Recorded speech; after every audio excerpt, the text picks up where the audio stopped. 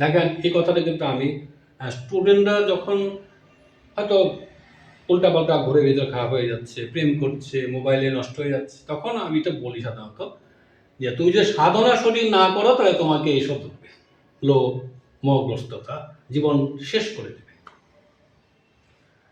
তো এখন চেতনা ছাড়া কিন্তু আবার এখান থেকে উঠতে পারে না। এবার করি কি আরেকটু বিশ্লেষণ করি, দেখি আমরা এই যে লোভ করছি, মোহগ্রস্ত হয়ে আছে, এখানে কিন্তু ভোগ তো না, এখানে আছে মনে উৎপাত।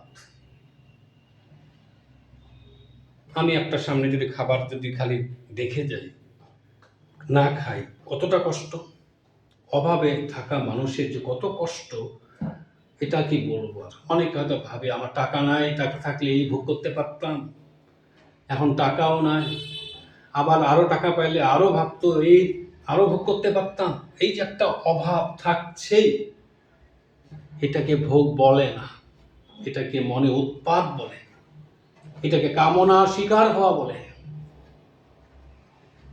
অথচ এখান থেকে উঠে আসাই আমাদের লক্ষ্য। সাধনা না করলে কে এখানে উঠতে পারবে না। আর সাধনা মানুষ এই জন্যই করে, নাহলে কেন বলেছে ঈশ্বর যে পৃথিবীতে গিয়ে আমার সাধনা করতে হবে। তা আমি যদি তার সাধনা না করি, তার ঈশ্বরকে অমান্য করে কে জীবনে ভালো থাকতে পারবে? অসম্ভব। হ্যাঁ, এখন যদি কেউ বলে ঈশ্বরের সাধনা কেমন করে করব, আমি ঈশ্বরের সাধনা অত শাস্ত্র ধরে বলতে চাই না। আজকে যে পড়াশোনা করছে সঠিকভাবে পড়াশোনা করে যোগ্যভাবে বাঁচবে, যত বুঝতে চাবে, যেটা দিয়ে কিছু করব আমি, তার মধ্যে করার যে ক্ষমতা আছে, আমি মনে করি এইটা ঈশ্বর, তখনই আমি ঈশ্বরকে পেতে পারি। যতটা আমার যোগ্যতা হবে ততটা আমি যে ভোগ করতে পারবো এটা নিশ্চিত। এখান থেকে ঈশ্বর বিশ্বাস অবশ্যই আসতেই পারে। আমি তো মনে করি তখন যে সে একটু বাঁচতে পারে, এইটাই তখন সে ভোগ করতে থাকে।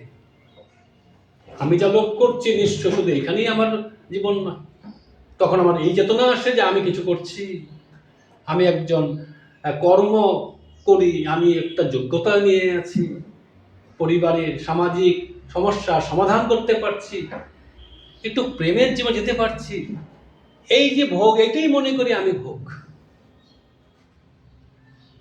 কতটা পারবো?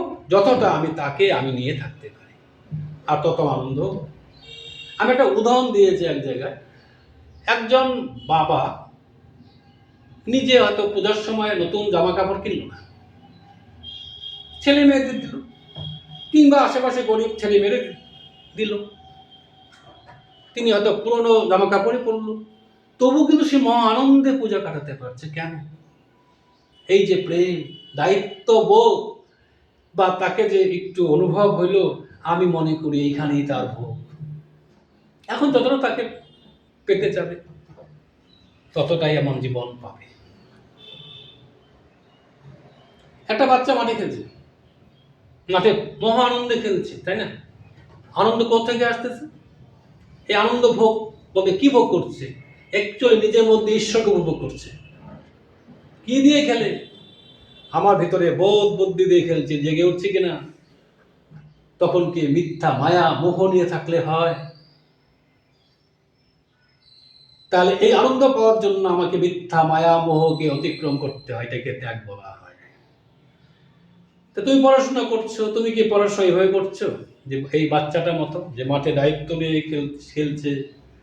তুমি যখন দায়িত্ব নিয়ে খেলবে, আমার কিছু করতে হবে না, তখনই বরং তুমি মনোযোগী যেমন হবে, তোমার মধ্যে ঈশ্বরকে পাবে, নিজেকে পাওয়ার আনন্দই তখন পাওয়া যায়। তখনই বরং বুঝতে পারবো আমি যে মোহগ্রস্ত হয়ে আছি, এটা মিথ্যা। এজন্যই সাধনার দিকে না গেলে, অর্থাৎ প্রকৃত জীবনে ভোগের দিয়ে না গেলে ত্যাগ করা অসম্ভব। তো লোভের একটা বাস্তব উদাহরণ দিই, যেটা ছেলে মেয়েরা বেশি ভোগে আসছে। দেখবেন হয়তো একটা ছেলে একটা মেয়ের প্রেমে পড়েছে, সুন্দর একটা মেয়ে, তাকে পেতে চায়, পিছিয়ে পিছিয়ে ঘুরছে, পৃথিবীতে ঘুরছে, এদিকে পড়াশোনা ঠিকঠাক নেই, তাহলে তাকে পাওয়ার যোগ্যতা অর্জন করে না।